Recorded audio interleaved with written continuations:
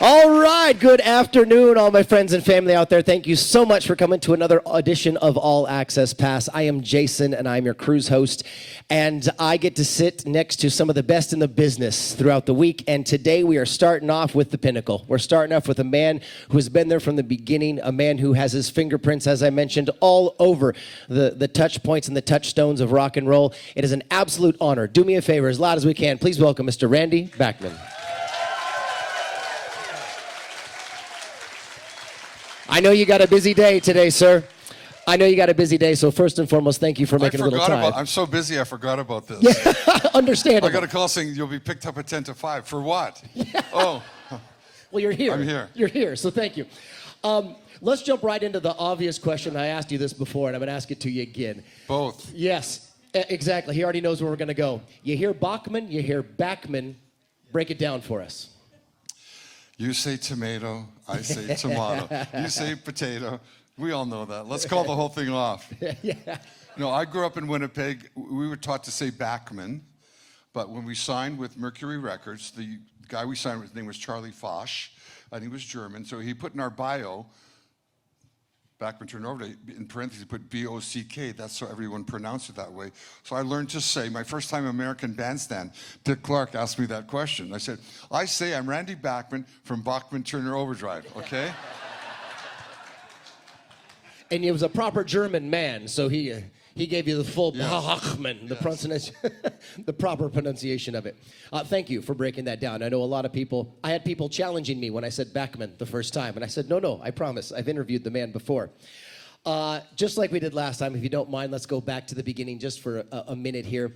3 years old, you win your first singing competition. 5 years old, you're pressed into your first instrument, and it's not the guitar. Your first instrument is? Violin. The violin. And not just... An itty-bitty, a little half... When you're 5, they give you that violin's half size. Yeah. And you mentioned last time you were talking to your mom, and you were hoping for different instruments, and Mom said, well... Well, my kids have done this with their kids. Pick an instrument and practice. And if you don't pick one, we'll pick one for you.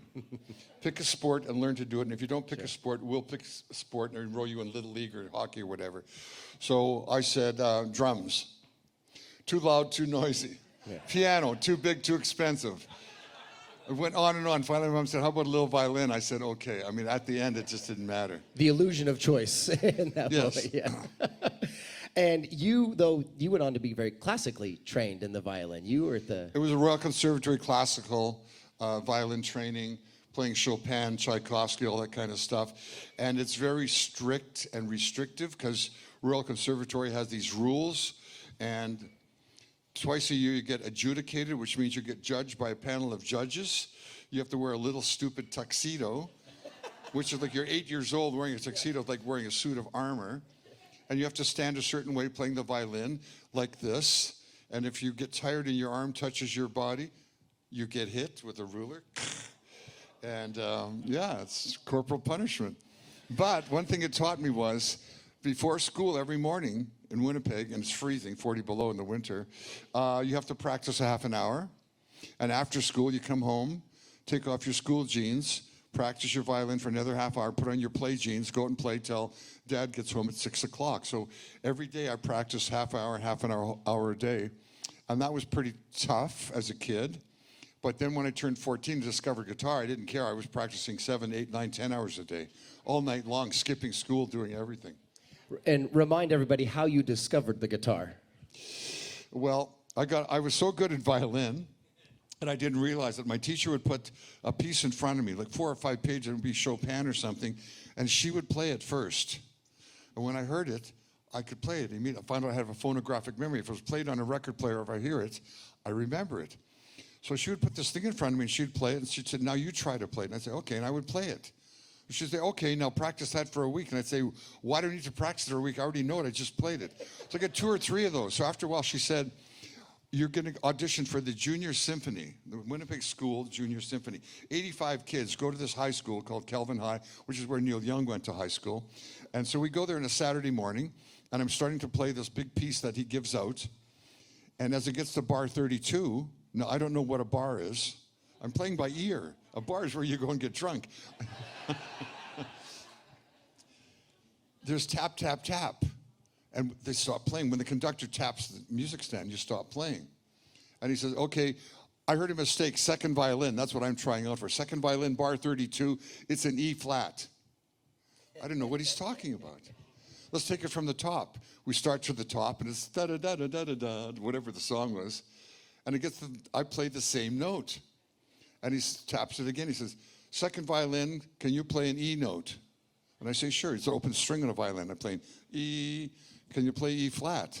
And with an open string, you can't go below the open string. So I say, no, I can't. I don't realize that the string before it, you go da-da-da-da-da-da. It repeats to the next string up. 84 kids are laughing at me that I can't play an E flat because I don't know what he's talking about. So I pack up this is Saturday morning, I pack up my violin, I get on the bus, I go home. My mother says, how did it go? And I said, that's it, I can't play violin, I can't read music, I'm quitting. She said, what do you mean? I said, I'm never playing again. I'm crying. I'm tears. This is a Saturday. The next day, the Sunday, my mother's sister comes over, who's 10 years younger than my mother, who was like my power aunt. She took me to all the rock and roll shows and country music shows that came to Winnipeg. Like my mom's in her 30s, her sister is like 22 and taking me, and I'm like 14 or 15. She comes over, and her and my mother are watching Ed Sullivan, and Elvis Presley comes on. And they start screaming. I said, why are you screaming at the TV? It's Elvis. If you saw the Elvis movie, they showed that exact clip when he was on TV. And I go, what is that? Well, that's called Elvis Presley. What? Elvis Presley. When you're in Winnipeg, everybody's called Joe Goldberg. I mean, it's all Jewish and Polish people. Joseph Kaliansky kind of thing. Elvis Presley, what is that? Well, that's the guy's name. He's a truck driver. Oh, really? From Memphis. And that's called rock and roll, and that's called guitar. And I said, I want to do that. It's wild. When you're playing classical music, you have to play every note perfectly on the page. There's little accents. Is it heavy? Is it light? Is it upstroke? Is it downstroke? If a fly lands on the paper, you play the fly. It's like a note. So I saw Elvis on TV, and I said, that's it. I want to get a guitar. And I got a guitar. I learned 3 chords. First song I learned was I Walk the Line, Johnny Cash. And then it made it to a minor key, A minor, and learned 16 Tons by Tennessee Ernie Ford, written by Merle Travis, and then joined a band. Here I am. And here he is.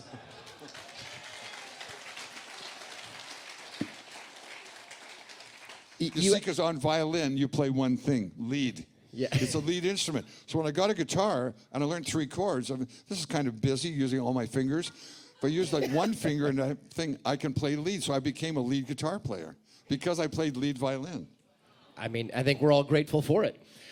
You had some wonderful influences on guitar, too. You talk a lot about Les Paul, Chet Atkins, Chuck Berry, Lenny Breau. Tell us a little bit about your influences as you start to develop guitar. Well, the first guitar I saw, electric, that was played with by a guy named Lenny Breau, who was a year older than me. I was 15, he was 16. He had moved to Winnipeg with his family, and his whole family was the band. His dad was Hal Lone Pine, that was his stage name. The mother was called Betty Cody.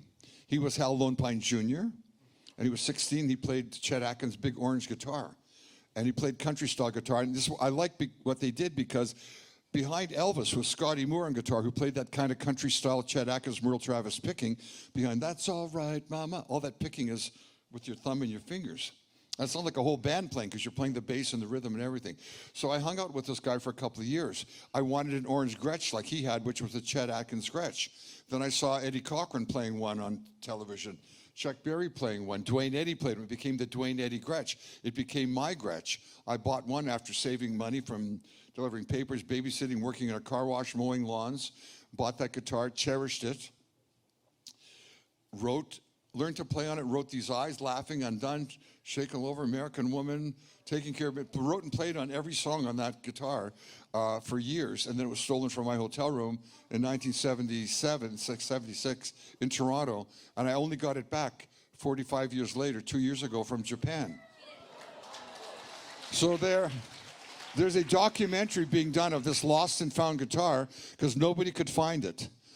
but it was found in Japan. Somebody sent me a video of a guy named Takeshi playing, and he's only 33, and he can't sing in English, but he does sing phonetically. He only speaks Japanese, singing Rockin' Around the Christmas Tree, playing my Gretsch.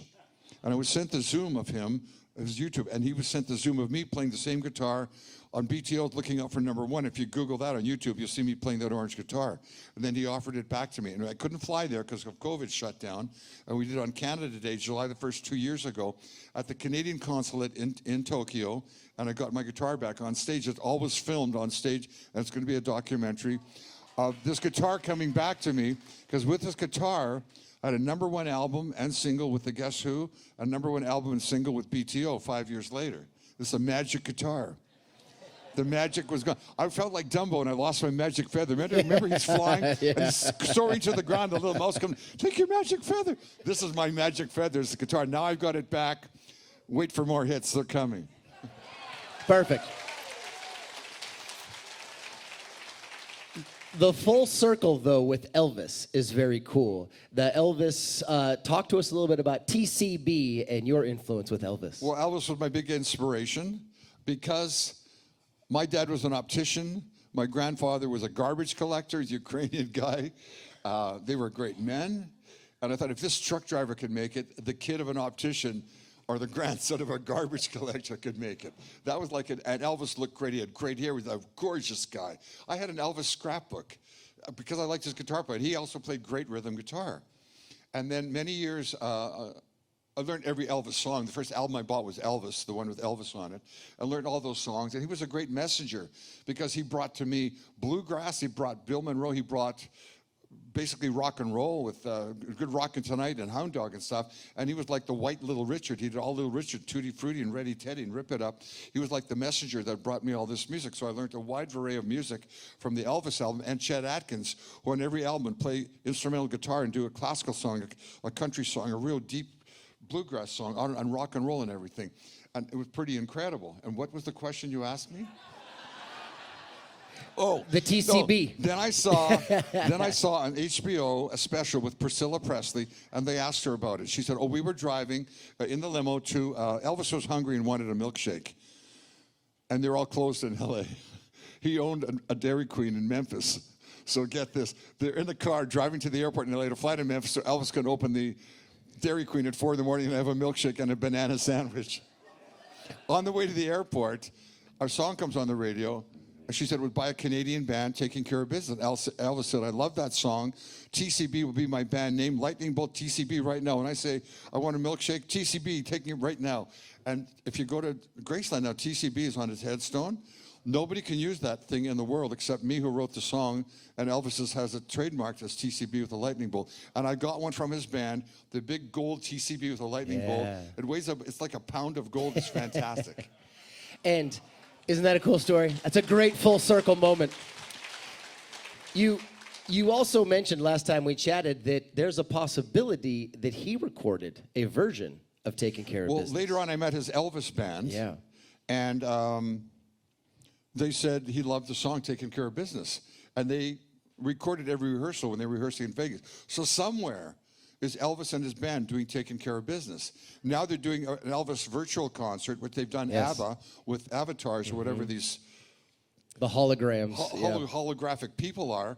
They're doing the Elvis concert, they're doing the Beatles concert, the ABBA concert. And maybe Taking Care of Business will be in there with Elvis singing it. That would be absolutely amazing. As you know, sir, I do like to open up audience questions. My wife walks around and takes questions from the crowd. So if you don't mind, we'll indulge a few folks here. Penny comes to us from Ontario. True story behind American Woman. Is that you? That's Penny right over there. Hi. We were playing in the USA continually. And when we would go into a town in the States, it was very weird. This 1968, 69. There was no men in any town, wherever we went, between 18 and 30. They're all drafted. So we're 20-year-old Canadians going in and like, oh, like the women are like touching, are these guys real? It's Christmas. And Bachman-Cummings was younger than me, like 3 years younger. So he was like 18 or 19, and the women were all over him, and he couldn't stand it. And so we get a gig back in Canada, and it's in Kitchener-Waterloo. It's in a curling arena, which is now a True Value Hardware. You As guys you know do. what curling is? Curling is like Yeah, it's target the on ice. slides so it's on a the- curling arena, and it's a dance. And it's February. And it's freezing. And it's a bonspiel, which is the curling thing. They put plywood on the ice, so we're playing true Canadian dance. Everybody's there wearing parkas and toques and rubber boots and big mittens. We're on stage playing, and it's freezing in there, but they're standing on plywood on the ice because the next day with the bonspiel, they couldn't melt the ice. I broke a string. I didn't have a spare guitar or a tuner or a roadie. So we broke a string. Bachman-Cummings said to the Randy's changing a string. You guys talk amongst yourself. There was a popcorn machine. Have popcorn and a drink. I get my guitar, I get a string, I put the string on it. I had no tuner. I go over to Burton's side of the stage where he has the electric piano. I'm on my knees in the dark going gong, gong, gong, tuning up my guitar. Dun, dun, dun. And as I'm tuning it up, I start to go dun, dun, dun, dun, dun, dun, dun, dun, dun, dun, dun, dun, dun. And the audience, their head snaps around. I go, what? Is this a moment? And I keep playing and I stand up and I'm playing this riff and everybody's looking at me and they go, holy cow. And so I motion for the drummer to come on stage and the bass player comes on. I look at the back of the arena, Bachman-Cummings is outside and it's February and it's a full moon. And when it's wintertime and the moon shines on the sun, there's this beautiful white blue light that you could see. And I could see Burton in the parking lot buying something out of a guy's trunk of his car. And I can't get him in because we're on stage playing, and the other two guys are on stage. And somebody said to Burton, why aren't you on stage with the band? And he came running on stage. And he said, what are you doing? I said, it's just a jam, it's a jam. Sing something, sing anything. And he sang 4 times, American Woman, Stay Away From Me, American Woman, Stay Away From Me, Stay Away. And I soloed, and he did it again. And then he came to me, he said, do we have something there?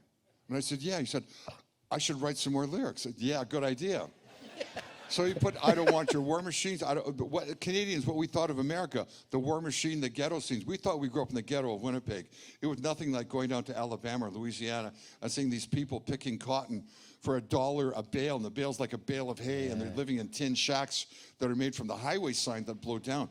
We saw what real ghettos were. So out came these lyrics. We don't want your ghetto scene. The colored lights of Broadway can hypnotize, but stay away from me. And it wasn't the woman in the street, basically. It was the Statue of Liberty, that poster, Uncle Sam wants you. Remember the Stars and Stripes and the guy with the beard? Uncle Sam wants you. What does he want you for? Go fight in a jungle somewhere and get your arm blown off or get killed. It was insane. So that's what American Woman, then it came out and nobody realized there's a little anti-war section in there. We don't want your war machine. It was a #1 song before radio realized they shouldn't play it. And that's how history happens. You had a very similar start with Taking Care of Business, though, as well. I did. Taking Care of Business was started to be written in 1967 in New York. And I was copying Paperback Writer, which is the story in the day of a life of a guy. Johnny B. Goode lived in a cabin made of earth and wood. The Beatles were copying Johnny B. Goode. They did a guy who wrote novels, Paperback Writer. I'm copying both of them. The day in the life of a guy who works in this recording studio. He was our engineer at Scepter Records. We were shaking all over. Our big hit was in the mid-'60s. I want to write a story about him, a song about him. And every day, even though it's August in New York and it's 90 and 90, a white collar button down, tweed tie, tweed jacket, tweed pants. I say to him, Stanley, why are you dressing like that? It's August. We're wearing cutoffs and tank tops. He said, I want to look like George Martin. He was blind, by the way, so he's blind. So he was our engineer, so everybody set stuff up and he tweaked all the controls. And he would engineer for Dionne Warwick and the Kingsmen, Louis and Chuck Jackson and Dionne Warwick, all these other people, and us. And I wanted to write a song about him. And I said, I'm going to call it White Collar Worker because he wore a white collar to work, a white button-down collar. And so I have this idea, and I said, okay, Stanley, when you go home every night, you leave the studio at 10. We're just getting rolling at 10. Most musicians start work at 8 or 9 o'clock. We work till midnight when everybody else is out having dinner and partying. You leave every night at 10. I want to come with you and see what you do. I want to write a song just about you called White Collar Worker because you're my white collar worker. And he says, okay. And I said, how do you get to Grand Central Station? He took the train home. And he said, I walk, no big deal. And don't try to help me. I mean, he's blind. I've done this all my life. He's got a white cane. So how do you get there from here? He's on 254 West 54th Street all the way to Grand Central. He said, I just go out and count steps. I go, what? I had no idea. So I'm with him. I'm walking beside him. He counts 359 steps. We get to an intersection. Things tweet, and you know you can cross. Another 150 steps. We end up at Grand Central. It's empty. It's 10:15 at night. There's nobody there. Everyone's in Broadway shows or in Madison Square Garden. In half an hour, it's going to be the parking lot at the World's Fair in the streets, but there's nobody in the streets at that moment. I said to him, Stanley, I can't write a song called White Collar Worker. There's nothing here. There's nothing to write about. I can't say there's nothing going on. What can I do? He said, I don't know. I said, when do you come in? When do you come back? He said, I take the 8:15 into the city. I said, oh, and then what? He said, well, I'm with a bunch of girls. They all work at Merchant Mutual of New York. They're all working, and I smell makeup and perfume and nail polish. They're trying to look pretty. And I go, oh, this is a song. And so they get up in the morning from the long clock, when you take the 8:15 to the city, there's a whistle up above, and the girl's trying to look pretty. And if your train's on time, you get to work by 9. Then work started at 9. And start your slaving job. And then when I got to the hook, I went, white collar worker, just like paperback writer. And everybody gagged on that chorus. Burton Cummings said, gag me with a drumstick. You got to change that chorus. I couldn't change that chorus. Sometimes you write a song, you're in love with the song. In your mind, your own lunchtime, it's a hit song. So that song never made it on any Guess Who album. I leave the Guess Who after American Woman. I started a band called Brave Belt, which was helped by Neil Young. He got me a deal with Reprise Records. And he had broken up with Buffalo Springfield, was now joining Crosby, Stills, and Nash. And we start to record. We start to do the couple of albums, and they can't get on a BTO album. And finally, after BTO 1 was out, we're playing a gig in Vancouver. We're all set to do BTO 2. And we're going to a gig over the bridge in Vancouver. And as I'm crossing the bridge, a DJ comes on the radio, and he says, this is Daryl B on C-Fun Radio, and we're taking care of business. And I go, wow, what a great title for a song. And I have a songwriting kit in my car, which you probably have. It's a smashed crayon and a McDonald's napkin. So I write down taking care of business, because if you don't write it down, you'll forget it. Like Absolutely. the great dream you had last night, if you don't write it down, you'll forget it. Yeah. So I write this down. I get to the club that night. We've been playing 6 nights a week. 5 50-minute sets a night. This is real rock and roll duty. And Fred Turner says, I can't sing anymore. You gotta sing. So he couldn't sing anymore. I had to sing the last set at a rock and roll club on a Saturday night. The last rock and roll clubs are so people would dance, but to buy booze. They give you pretzels and peanuts. It's salty. They turn up the heat. You buy more booze. The guy wants everybody up dancing. Nobody's dancing. I got to get them dancing. I have to sing these songs. I don't know what I'm singing. So I say to the band, let's do Oye Como Va, the Santana song. I don't know any Spanish. My mother's Ukrainian. I'm singing Oye Ve Como Va. Oye Ve Como Va, Halapchi Bueno Come. We don't know what we're singing. We're singing it phonetically.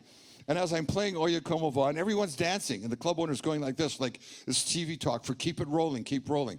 And we're do-do-do-do-do-do-do, and everybody's dancing, and I figured, what am I going to do next? There's like 20 minutes left in this set. And a light comes on in my head and says, this is your big chance for white collar worker. Put those lyrics that everybody likes, there's work easy as fishing, put those things together and stop singing white collar worker and try that phrase, taking care of business, right in that spot. So right on stage, we finish, hoy, and I turn around and say, play 3 chords and follow me, and I start to go, dun, dun, dun, and I play it, and the band starts to play it. There's only 2 guys in the band, Fred on bass and my brother Robbie. I said, when I get to the hook, sing it. And they're going, what? And I finished, left to work at nothing all day, and we've been taking care of business. They look at me and, wow. So the next time the hook comes around, they sing it with me, and then I answer them. Taking care of business every day, taking care of business every way, taking care of business, it's all mine, taking care of business and working overtime. Wow. I co-wrote that with myself. It took 7 years and hundreds of rejections, and now it's like the big party song. I have to play it every night of my life, and I'm amazed at how many people know it, and it turned into a really incredible thing for me. That's magic. I mean, that's the stuff you don't always get, right? That's the information you hope to find out here. We'll rifle through a few of these because I know we got to get you going here. Ed comes to us from Long Island. How is it possible that Randy Bachman or Bachman is not in the Rock and Roll Hall of Fame? How is that possible? You're asking the wrong person. Amen.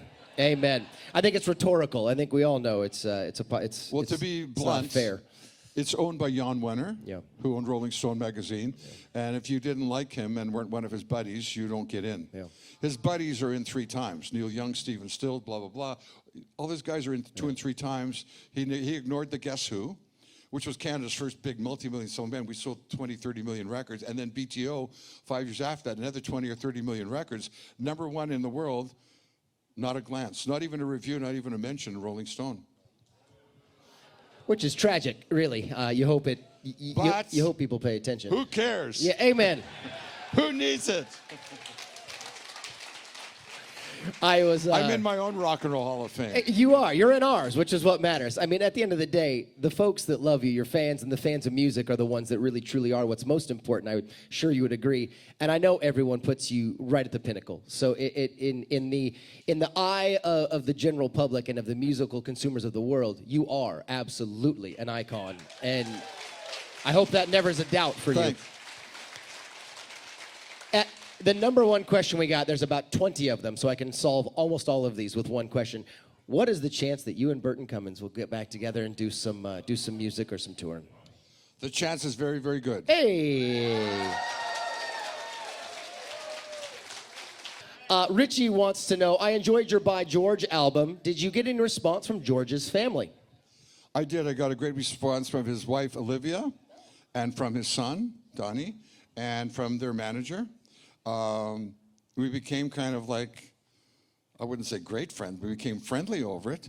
They thought it was incredible how I took the George Harrison songs and treated them as songs and didn't try to copy the Beatles version, because nobody can play it any better than the Beatles did. Because when you follow the Beatles, they recorded every song 3 and 4 and 50 times in different tempos and keys until they felt it was right. So you can't do any better than these 4 geniuses with George Martin, the 5th genius there, creating this music. And every Beatles single and album was totally different. They took us on a musical ride from Love, Love Me Do, You Know I'll Be True, 1-verse song, to like Tomorrow Never Knows and Strawberry Fields. They took us on a journey through innocence, and every song was about love and peace and happiness. John Lennon was a great guy, putting his career on the line, give peace a chance and all this stuff. And they're still doing it. You meet Ringo and Paul today, it's peace and love. I toured with Ringo in 1995 with the All-Star Band for a full year. It was one of the greatest years of my life. It was fantastic. Yeah. That is magic to see all of those artists, you and those artists together. It truly is. Last 2, David from Oklahoma City. Randy, we watched all 52 Friday Trainwrecks. We had tickets to see you and Burton in Kansas City, matter of fact. Will you guys be going any farther south? Tell us a little bit about Trainwreck. When we couldn't play any gigs because of COVID, my son is married to this beautiful Japanese lady, Coco. You'll see her here on the boat. You'll see her tonight. She did hair and makeup and everything for her own clients and for movies and television. They shoot a lot in Victoria because it's more sunny there than Vancouver. And she got shut down. And she said, I'm on a movie crew right now, and we got shut down because of COVID.